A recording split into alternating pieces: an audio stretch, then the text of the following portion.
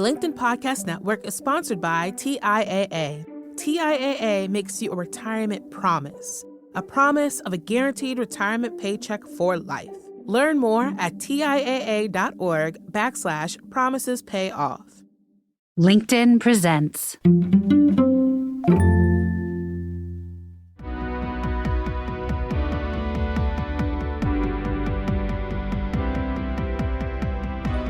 I'm Maura Aarons-Mele, and this is The Anxious Achiever, the show that looks at the intersection of mental health and work, and how we can all do both better.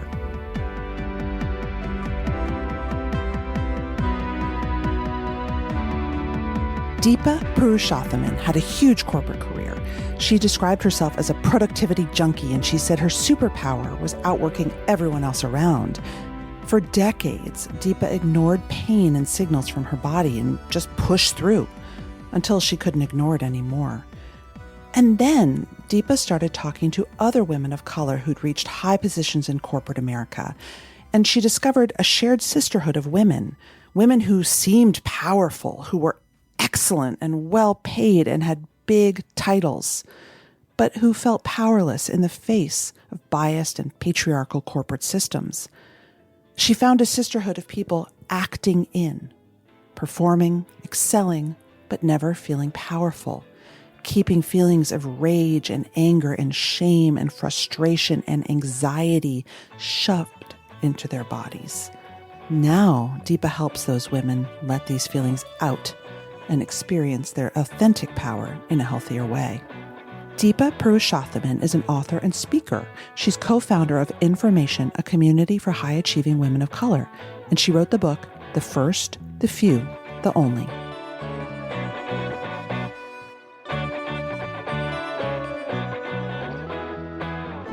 My first question, Deepa, is when you started realizing that women of color, face more toxicity and trauma and mental health struggles at work.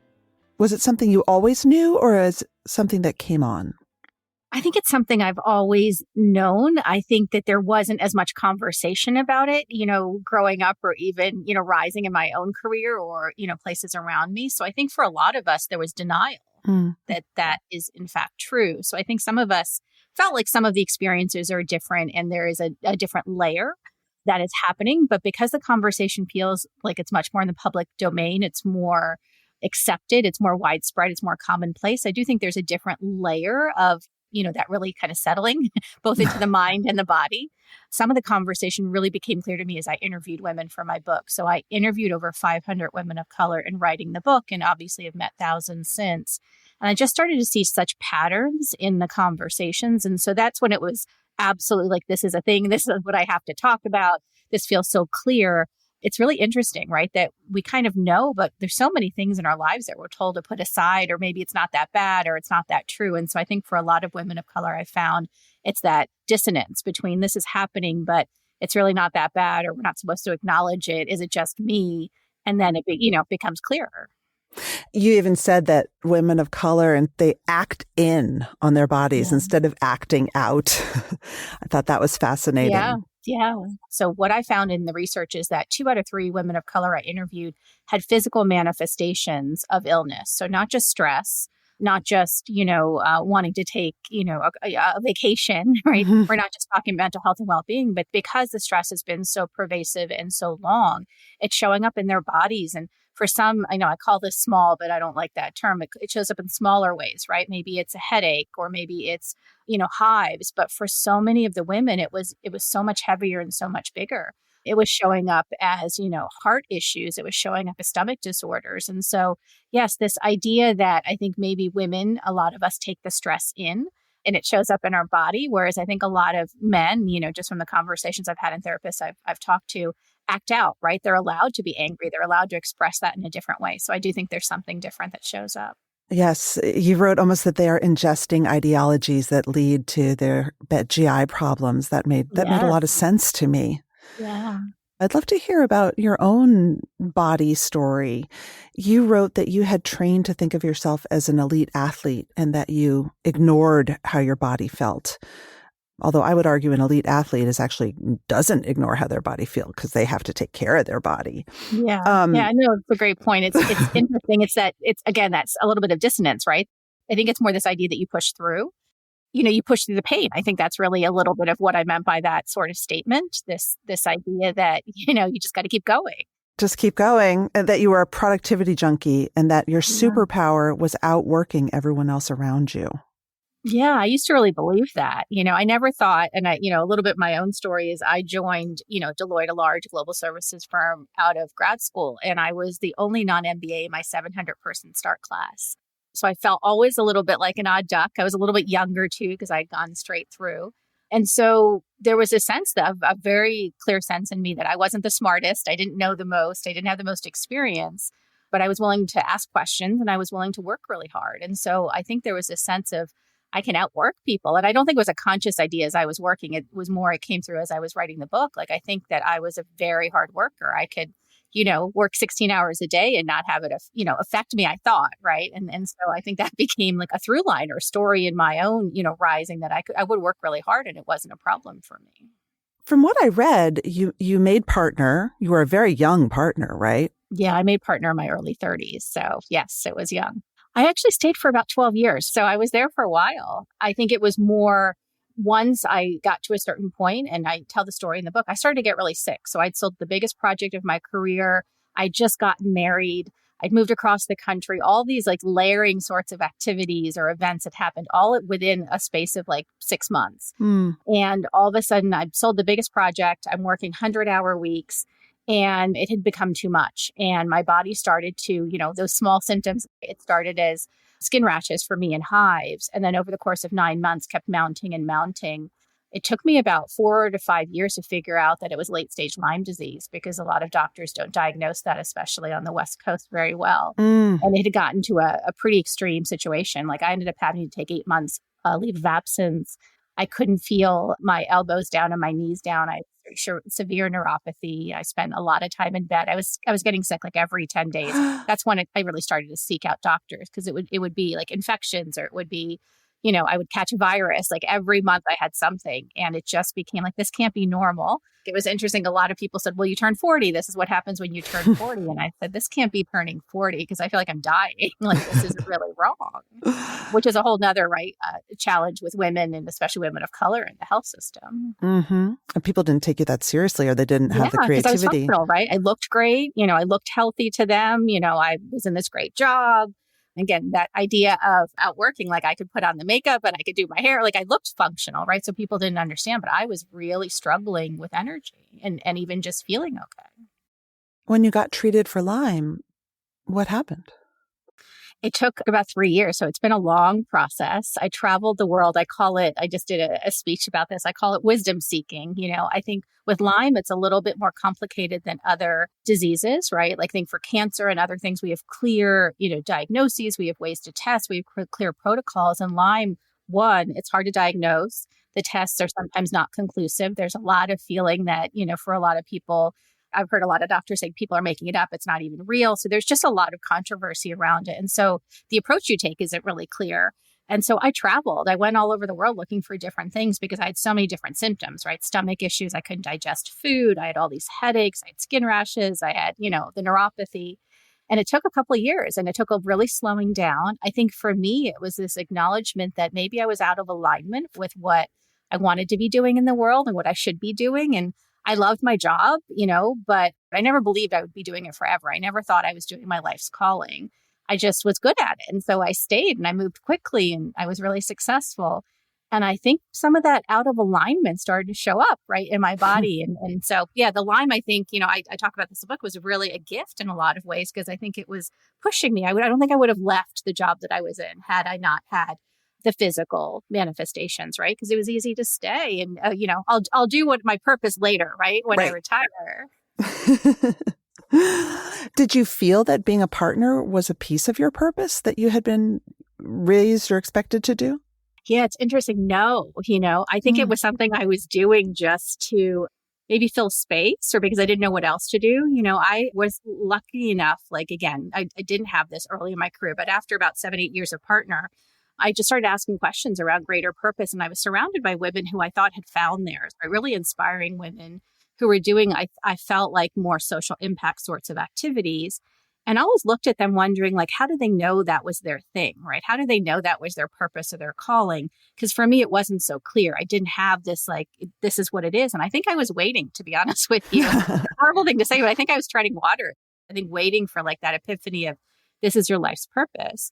I now know, right? And I haven't talked about this a lot, but I now know it's one of those things where I don't know for all people it's like that. You know, I think I had to just follow a different path, and I can have many purposes. And, you know, this work feels very fulfilling. I know it's touched a lot of women. I get a lot of feedback, but it wasn't that clear sort of, this is what I'm going to go do with my life sort of situation. You didn't have that sort of dark night of the soul when you were so sick and the thought, this is it. I have to leave and go start. No, because when I left and when I was sick, I was really just searching. I was trying to make sense of like, what is going on here and what's happening. And so much of my work now is realizing that I think a lot of people, I say women, but I think this is people. I've been on enough stages having this conversation that I've met and others coming up to me afterwards.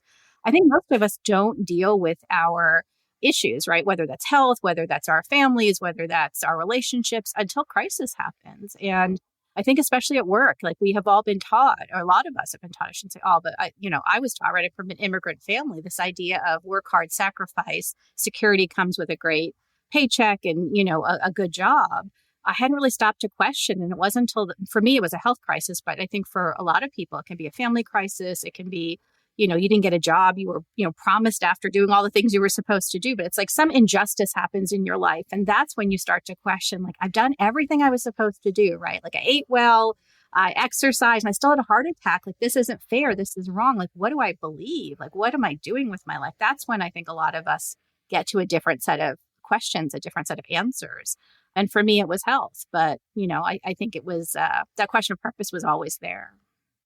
I agree. Especially, I think in mental health, also people end up, in a very deep mental health crisis before they are able to take space and take time and be proactive. You say that now you're really adept at paying attention to how your body feels. And if you get hot or flushed, or you get a sort of nervous, fluttery stomach in a meeting, you know that that's a signal that your body's telling you what? Yeah, I think a lot of us, and I sometimes use the word corporate, right? Corporate America, but I think this is true in workplaces. We've all been taught to be, I think, collegiate or to be nice, or there are, certain behaviors that you might have outside of work, but they don't really belong in work. I used to lead by my gut. I don't think I had that word before, or that understanding before. I would just trust my instincts, sometimes we say, but for a lot of us, it's so based on logic and rationale and data. And what I've started to really realize is that my body knows, right? Our bodies are wiser. I actually just spent a week with Satguru 2 weeks ago, and he's all about, right, the body is where the wisdom lies. And I think that in workplaces, we've been taught to ignore that, right? Or put it aside, or that's more new age, right? You shouldn't pay attention to it. And so in meetings, when I work with women of color, especially, I'll say, like, listen to your gut. Like, if someone says something and you feel uncomfortable, there's probably more to that. You need to unpack it. I choose not to fight every single battle when someone says something inappropriate or, racist or microaggressive, but I will sit with it now for about 10, 15 minutes. And if I still feel uncomfortable, like that comment still doesn't feel right, I still feel a little bit heat or anger. And I know now, right, in my body, if it's in my belly, it's probably shame. If it's a little bit higher, it's anger. Like, I know now enough of that connection. But if I still feel bad in 10, 15 minutes, I will say something, because I know that I'm going to ruminate on that for the next, 2 to 4 days. So it's like listening is it's a good radar detector, right? We don't always listen to it. Wow. So your belly is shame. Your heart is anger. Where's anxiety? Yeah, I think anxiety for me, and there's some research on this, I think is more in the limbs, you'll see. There's a little bit of that flighty feeling too. But there's a lot of, this is not my space of work, but there's a lot of therapists and others that there's diagrams that you can go look at and see if this is true for you, right? And so much of it is tied to how we grew up and where we felt those feelings when we were little. And a lot of us disconnect from those feelings in order to cope. And so it's kind of realizing, no, those are actually mechanisms, right? Those are actually signals, and we should pay attention to those things. Yes, I have a couple guests who have talked about, kids get stomach aches, right? And so when they were kids, they had sort of mysterious stomach aches. And as adults, at times of great strain and stress, this stomach aches would come back. And it's sort of, almost very vague way, but very painful as well. Like, what is a stomach ache anyway? But it was really a signal. Absolutely. Absolutely. Yeah. I've always had migraines ever since I was 12, 13. My mother had them me too. So I thought they were more hormonal. But I think I'm realizing now, like, if I really pay attention, the pain and the stress starts in my shoulders. It gets really tight. And over the course of like 20 minutes, it'll turn into a full blown migraine if it's that, sort of stress event. And so really paying attention to that, like if my shoulders start to get tight now, like if I don't stand up or if I don't do something different, I know where it's heading. But again, I wouldn't have paid attention to that in my corporate job, right? I would have popped some Tylenol and kept going because that's what we do, right? But, a couple of cups of caffeine, like let's have some coffee and some Tylenol. We'll keep going. But now I know it's a little bit different, right? I have to treat that differently. Yes. Yes. The process of tuning in. And for you, it was getting so sick that gave you permission to start tuning in? Yes, absolutely. You wrote that a lot of the women that you interviewed are almost in a constant state of hyperarousal, of threat assessment, of fight or flight.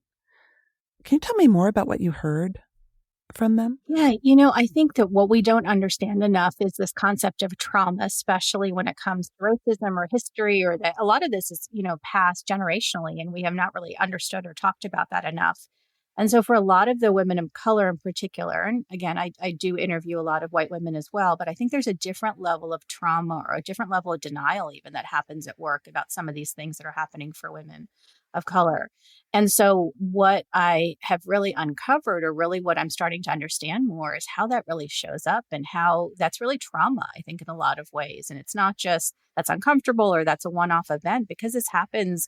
So again, let's just say racism or comments of not being enough is really a common message I heard with women of color. They've been taught since they were little girls, right? They're not pretty enough. They're not, light-skinned enough. They're not smart enough. They're not going to be the things that we tell a lot of white little boys, right? You're going to be successful, a CEO, a doctor, a, politician. You're going to do all these things. We don't tell that, especially to Black and brown little girls.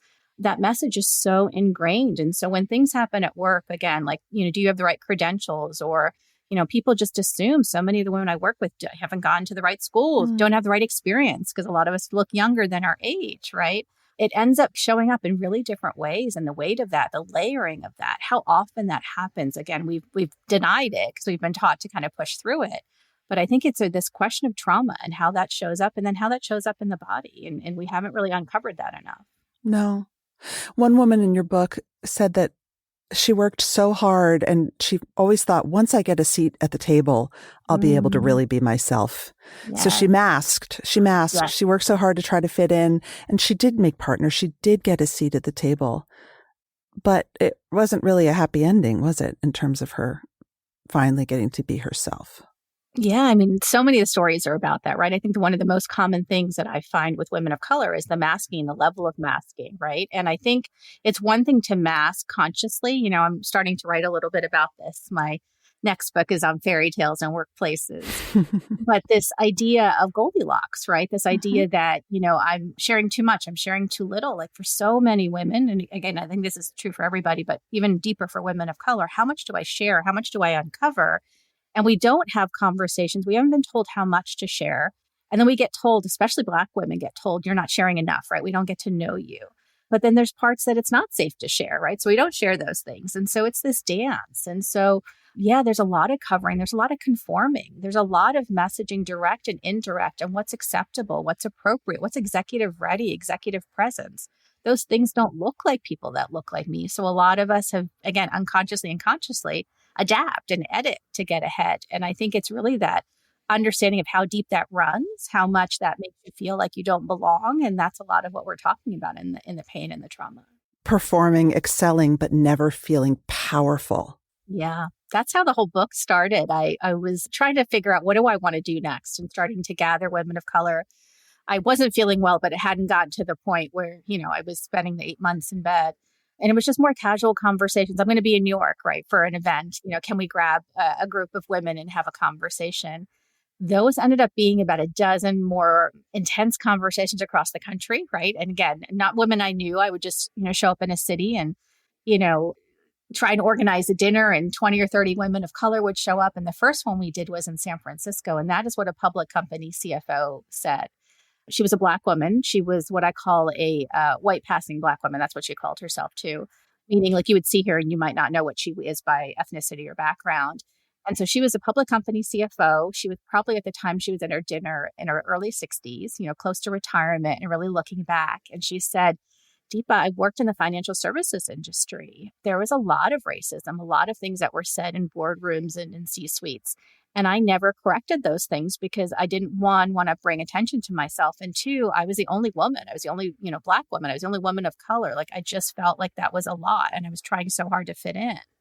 And I regret that I didn't say anything. And so she said, I realize now I sit in a seat of power and I don't feel powerful.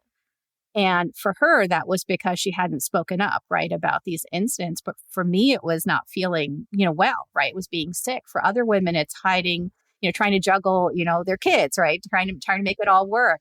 But the sense that there was a universal feeling of these women sitting in really powerful seats, because I had some really senior women in the room and not feeling powerful. And how do I unpack that? Because that still gives me chills when I think about it. Like, why are we doing all this? We're sacrificing all this. We're in these really prestigious seats and yet not feeling powerful. If that doesn't feel like how we should want people to be, that doesn't feel like a healthy way to live and doesn't feel like a good way for companies to have us thrive, right? Because if we're not feeling powerful, we're not bringing our best selves to work. What a cycle of anxiety, because the sense of feeling powerful is a quest and it keeps moving down the road no matter how hard you try. Yes. Yeah. And I think what's most interesting to me was I think a lot of people enter thinking, well, I'll just sacrifice small things early in my career, right? And when I get to the seat, then I'll do it my way.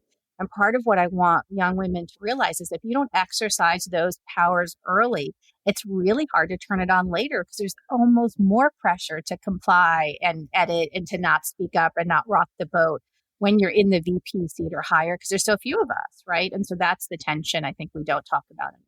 The LinkedIn Podcast Network is sponsored by TIAA. In the last 100 years, we've seen financial markets swing, new currencies come and go, decades of savings lost in days, all showing that a retirement plan without a guarantee, quite simply, isn't enough. So more than a retirement plan, TIAA makes you a retirement promise. A promise of a guaranteed retirement paycheck for life. A promise that pays off. Learn more at TIAA.org/promisespayoff. One of the things that I thought was really unusual and really interesting about your book is you did focus on leaders who are women of color by and large. And I'm curious, to your point, that it doesn't get easier necessarily to be authentic or to speak up when you have more juice in the organization. What did you find that some of the biggest triggers or issues that women of color in leadership positions in particular tended to deal with? Yeah, hands down, the biggest one was when they did say something, right? So let's say there was an issue of something racist happened at the company or someone, a peer said something. And I had at least 8, when I say 8, I mean 8, like C-suite women say this in almost exact same story. They would speak up and kind of report somebody for inappropriate behavior. And the company would turn on them because all of a sudden it became, more scrutiny for the company. I think that was the most fascinating thing. And these women were women who had spent, at least 10 years at their company, had really made a name for themselves and been so supported.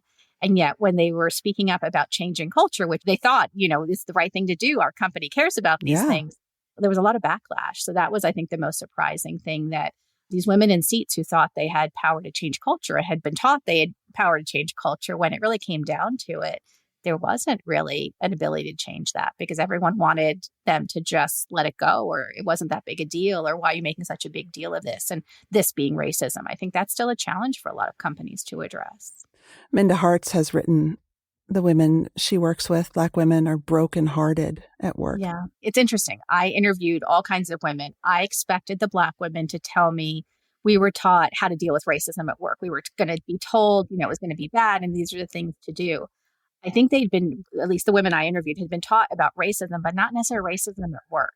And so I think the brokenheartedness comes from, I think we've all been sold, again, this corporate fairy tale, hence the next book, that, these spaces are fair. These spaces are a meritocracy. These spaces, if you work hard and do the right thing, you'll be promoted. It'll be okay. And again, because until the last 2 years, we haven't had permission to tell those stories, a lot of women haven't. So there is this belief you're going to go into these spaces, and as long as you work hard, it'll be okay. And again, I think a little bit more reality check with the Black women, but again, across the board, the sense of it'll be okay. And it's not. And again, because of the moment we're in, I think there's more discussion about it than ever before. So I don't think it's change. I think it's just more transparency on how widespread it is and how deep it is. Right. I think that's what's different. And that's where the brokenheartedness comes from, because I think it's realizing this relationship you're in, right? Because work is a relationship, is not meeting your needs and is probably a little bit abusive and is not equal, right? And so that's a hard lesson or a hard truth for a lot of women to come to. Yeah, it doesn't love you back. Yeah. Okay, I want to talk about two of the concepts in your book that I found extremely powerful. The first is the notion of buying into delusions, that we all buy into delusions in order to basically keep showing up. We almost have to. And the second is the concept of shedding on the path to healing. Can you introduce both and talk about both? Yeah. Delusions, aka fairy tales, right? Stories, narratives, are these ideas of how we've, in the book, it's about how we've been taught the workplace should work. But delusions, I think, are just things that we can believe about anything. And for a lot of us, this is where, back to little Black and brown girls, I think we're taught early what those things are. We're taught how we should be. We're taught how the world works. Some of that comes from stories. Some of that comes from our family. Some of that just comes from, media. So those are the delusions. And what I say in the book is there are delusions on how we've been taught the workplace in particular should work that I don't think we've ever stopped to really question. Why are those the way that they work? So for example, this idea of scarcity, right? And competition. So many of the women I interviewed don't want to work that way, don't even believe in that. But where does it come from? And why do we all accept it? And why do we believe that's how the workplace has to be? You would note this as an example of, there being theoretically only room for one person of color, one woman of color at the top, in the sense that it's competition rather than a collaboration to get more. Beyond the health question or the health issue, 2 in 3 women being sick, the other most surprising thing I found in the book is at the end of my interviews, I would do 90-minute interviews. I would say, is there anything else you want to share? And the women would look down if we were in person, look at their feet, or if we were on Zoom, they wouldn't make eye contact because there's shame involved in this. And they would say, can you talk about how we don't support each other as women? White women to women of color, but even, women of color to women of color, and then even within our own communities.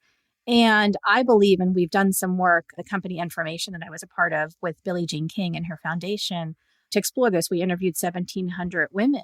And I think a lot of that idea of competition comes from this idea that there's one seat. There's one seat at the table for a woman or a woman of color in a C-suite or on a board.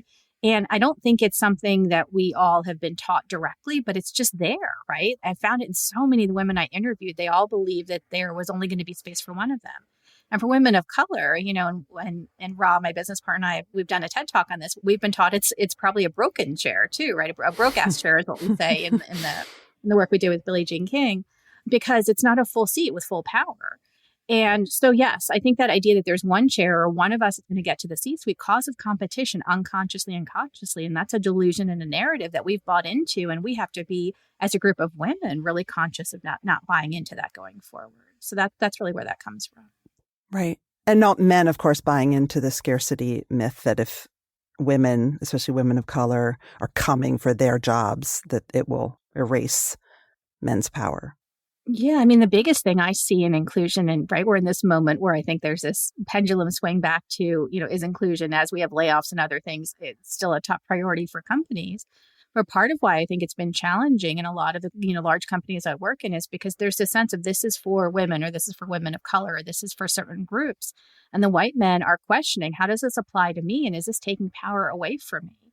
And so one of the biggest things we have to realize is that we can't do inclusion work without white men being part of that conversation and realizing this is not about taking their power away, but this is really about questioning some of the underpinnings we have about power overall. That's really what I believe. What other delusions surround power at work? Yeah, so for the women, it seems to be more about it has to be top down. It has to be aggressive. It has to be, used for some sort of nefarious purpose. It's not necessarily collective, right? There all these negative perceptions. So when you talk to women about power, they will literally sit back in their seats or they'll not want to talk about it. It's not something good, Deepa. I don't want to talk about that. And I interviewed women globally. And so that's actually a universal sort of feeling. But if you ask them, can we talk about the ideas of power, but in a different way, they'll say, I want it to be collective. I want it to be used for good. I want it to be used to, open up spaces or to actually give us more, right? To counter the idea of scarcity. So I think part of the challenge with power is we have been taught it's a certain way. And by the way, I think there's like maybe a dozen books on power that most of us grew up, being taught and believing, like Machiavelli's Prince, right? Or the Yes. 48 Rules. Like it's really interesting, like that's the doctrine on power. And it's aggressive, it's assertive, it's masculine, I believe. It's top down. I actually once before a speech, I Googled the top best-selling business books of all time because I wanted to make the point that I didn't see myself in any of them. Yeah. And they're all by white men, and probably Lean In is in there. And they are all what I would call very extroverted / aggressive models. Yep. Yeah, exactly. I mean, there's two huge points in that, right? One is who do we see as a thought leader and a leader, which is a whole different conversation. And who do we give space for, right? Again, because if we believe that, we're going to give the same people more and more space, more permission. And people that look like, you and I are especially not going to be given that space. But then, yes, I think this idea that it has to be that way, that it has to be top down. And I think as we have more people, right, more space for leadership to look differently, I think you're starting to see that leadership can have more empathy, it can have more caring, it can be more collective. And again, I think COVID helped show us that countries that led in that way sometimes had women leaders who, right, did better, they fared better. And so I think there is something to be said for that. So I think that's really the shift that we're in. And that's why, yes, this work can be really heavy, but I'm also really optimistic because I do feel like we're in this moment, this, next few decades where I think a lot of the things we have believed are shifting because they have to, because the world is making them, right? The world is hitting its extremes on a lot of different fronts. And so, yeah, there's maybe a moment to really reevaluate. What do we believe? What are we taught? What do we believe in? What are we teaching our children, right? And what do we want to believe about how we work and how we live and even how we love? So let's talk about shedding. Yeah, so there's this concept in the book of shedding and carrying, right? So that we need to shed messages that don't serve us and carry forward messages that do. And for the women of color I meet, we have to shed messages that we can't or that we aren't enough or that, the way we lead or the way we look, it's not enough. And again, those messages start young and they're always there. And it's hard to shed these messages because they're ingrained in who we are. And when I work with women, I end up finding it's not like hundreds of things that we believe, right, that are our limiting beliefs or that are things we need to shed. It's usually about 6 to 12 things. And they're things that come up when we're in moments of crisis, right? Let's say you're driving down the highway and your car stops working and you have to pull over to the side and now you're trying to figure out what you're going to do. In that moment of crisis, it's like, what voices do you have in your head? Is it your fault? Did you not take care of the car? Did you not put enough gas in there? You're stupid, you're silly, you're not competent. It's messages that came up when we were children, to be honest with you. And so once you understand what those 6 or 12 messages are for you, again, listening in moments of crisis, you can reprogram those things. You can shed those things because they don't serve you as adults, right? But they are the ones that play on autopilot if we don't actually take control and really think about it. So that's what shedding is about. Like, what messages do I believe? How do I live my life? That is just what I'm doing on autopilot that I don't want to believe anymore. There's been research on people of color in the workplace and their higher levels of anxiety, which makes perfect sense. The notion that is tricky for me when I think about it is that there are many, many social and systemic factors that create people to feel anxious. And of course, racism is a huge one. Everyday biases, feeling like you don't belong, feeling like you don't have power, feeling like you're never going to be able to rest because it's not good enough, that are causes outside of your control. But we feel this anxiety so personally. And these causes outside of our control, as you say, tap into the voices that we may have also been telling ourselves since we were little children and that we learned in the most fundamental years of our lives. And so it creates this sort of very, very toxic mush of anxiety drivers that are both in the system we work with, but also in ourselves. Yeah, absolutely. I think it's back to that, some of the conversation we had earlier in this discussion. I think that a lot of the women that I interview are tracking for threats, right? They are in their workplace trying to get their work done. They're code switching, right? So this idea that you are conforming or editing yourself to fit in or in the culture and the workplace around you. And again, for women of color, a deeper level of code switching. I think everyone code switches, but a deeper level of code switching. And then you're just kind of tracking for threats, right? And for a lot of the women I talk to, they've been taught that's not that bad, or you should ignore that, or you're going to have to push through. And it's a lot of like, did that just happen to me? So that's kind of a lot of the word or the language that comes up. So it's constantly looking around like, was that what was just said? Is that really harmful to me? I wasn't given this opportunity. Was that on purpose? It's questioning your reality. So that's, I think, where the anxiety and the tracking and the hypervigilance is really what it is. If that's where it's coming from. Right. Did that really just happen? Yeah. Was that a big deal? Am I taking it too personally? Yes. And so I think what you're finding and what the research shows is the reason that I think a lot of women of color are feeling this moment, the heaviness of work, the trauma in a very different way, is because until recently, there's been denial that it's happening. So now that there's more widespread conversation that there is, right, systemic challenges, there is more oppression at work, these workplaces that were supposed to be agnostic, right, of these issues, there is racism at work. Our bodies are feeling it because we're being told, yes, it's true. Like everything you thought was happening is actually really happening. And so that's a different layer of realization and feeling in the body. And so I think that's really what it's tied to. But I think, again, it's always been there, but it's been this, is that just me? And now we have this universal conversation happening where it's not just me, right? It's there are challenges and differences for different groups in the workplace. Right. Right. But I think part of the body stuff is the level of chronicity also and the long-term impact of this weight. Yes. And just acknowledgement of it. I think that's what I'm trying to put words to, right? It's different when you think it's happening, but you push it aside, right? Almost like back to that elite athlete sort of idea, right? Well, if you just kind of push it aside and push through, it doesn't maybe take hold of your body. It's still affecting you, right? You're still getting sick, but you're not acknowledging it. Once you have your diagnosis or once you have a protocol, it's like a different layer of like, I am actually sick, like I'm going to have to deal with it. So it's like, it's not that it's not there, but it's this layer of acknowledgement, I think, is what's shifted for people and is why this moment that we're in is a little bit more challenging because we're finally acknowledging the trauma versus kind of pushing it aside, right? Pushing it under the covers. Yeah, we're naming it. We're naming it. You wrote that toxicity is not just a mental health issue. What do you mean by that? Yeah, it's back to that idea that it's showing up physically in our bodies. And it's very new research. I just did a piece for MIT, earlier this year. And I want to say at the time it came out, there were only probably 3 or 4 articles like that out in the world. And now we're starting to see, right, the Surgeon General and others talking about how, not only workplaces can make you sick, but that it can show up in physical sorts of ways. So I think you're going to start to see more over the next few years. And I think mental health and burnout are real issues. So I'm not trying to demean that, but I think there hasn't been space for what are the physical manifestations of stress and chronic, pushing yourself or chronic fatigue that comes from stress in the workplace. And that's really what I think is different. Have you struggled with your mental health at various times? Yeah, mine I think was more physical. I think because I didn't acknowledge or I didn't have the tools to really understand what was happening. I think the burnout, I've definitely gone through periods of burnout, but because I believed, right, working was my superpower, I don't think I acknowledged it in those ways, right? Which is why I've been out of corporate as I've kind of done some of this research. And so had I known some of this, had I had the language for it, I think I might have been more open or more, addressed like the real states of burnout that I was feeling because they were deep.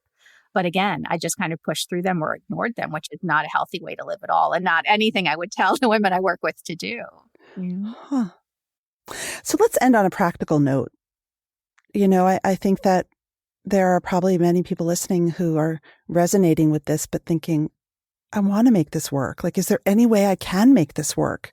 How can I protect myself and take care of myself while still achieving my dreams? Is that even possible? Yeah, I do think it's possible, right? I think the moment that we're in, so the acknowledgement that's happening is really important because I think that when you are not connected to the reality around you or when your experience is so different than the reality around you, it can really be crazy making, right? It can really feel like a different kind of struggle. So I think that's really important. And that's this moment that we're in. I think, taking breaks and coming out of COVID in some ways, what COVID brought was, again, that gift of, our personal lives and our professional lives are all much more mingled than we've ever acknowledged before. And it's okay to take breaks. And we are people, not just workers. And we need to understand that and talk about that. So I think that's more prevalent. And for the women I work with, I really push them hard on find community, whatever that means for you, right? Whether that is a church group, whether that is a mom's club, whether that is a library, book club. But we need community because we need to have these conversations. And I think that sense of isolation that a lot of people feel when they're rising, that anxiety around that, the loneliness that they feel that this is just me. I think we need to find ways to really combat that. So I think I use the language of power of me and the power of we. You need to figure out for yourself what your limits are, what your boundaries are, what you want to shed for yourself. And that's the power of me, like the work that you need to do on yourself. But then you need to find the power of we, because this is a very lonely sort of life that a lot of us are living, especially at work. And so we need to change that. If you were to go back to Deloitte next week, what would you do differently? I think I've just changed as a human being, right? What I value, how I work, the space it takes up in my life, even my priorities. Like I do a lot of writing now. I think I was very driven. I'm still driven, but driven in a different way. Like there was a real sense of having to be the best, when I was in my corporate world, rising quickly, right? Making partner quickly, even within the partnership, rising quickly. Like those validations and metrics were not just outside metrics. They were really things I believed. And I think they're just not as important to me anymore. I don't have this desire to be the best, like in anything. Like I don't need that anymore. It's more important that I feel good about my life and that I am setting boundaries and that I'm living the life that I want to live. So it's interesting. People have asked me that. I think I could go back and I would do it differently. But as a result, I think I might even be more successful. Exactly. Right. When you set those boundaries, people tend to, really thrive and they do better and they're clear about who they are. Yep. So yeah, it's an interesting question and one that I would do it differently. But I think it's because of what I believe and how I know how I need to live in order to be healthy. And the fact that I now see success as tied to health as well, right? Success for me before 10 years ago was rising, was how well I was getting paid, was right, how many cars I could buy. It was like these external metrics. And now I realize that success is so tied to health for me. And I can't have success without, physical health. And so that for me became a very different sort of barometer. Health is wealth. That's what my dad used to tell me. Yeah. Yes. Thank you so much, Deepa. Thank you. Thank you for having me.